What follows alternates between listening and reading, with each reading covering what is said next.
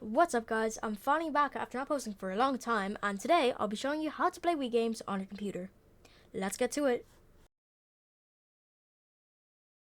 Firstly, you need to install the Dolphin emulator, which I've linked in the description. Once you're there, click the download button. After that, it should take you to a page listing all the different versions.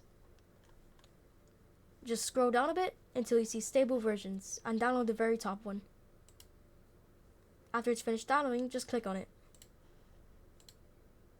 As always, it will ask you to read a license agreement, but let's be honest here, who even reads that anymore?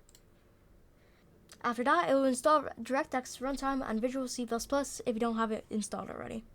Next, it will ask you where you want it installed. I'm going to change it here, but you can leave it on default. After that, it will start installing and make a shortcut on your desktop. Now it's time to set up the game directory. Double click here and then select or make a folder. I'm going to make one here called Wii Games, but you can name it whatever you want.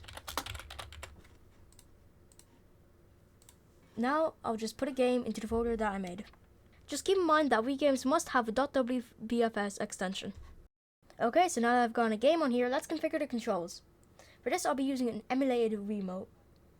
At the top of your screen, click Controllers, then click Configure next to Wiimote 1.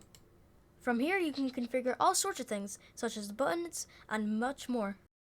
After you finish configuring the controls, enter a name under Profile. I'm just going to choose Default, and then click Save. Now, with all that done, you can easily play Wii games on a computer.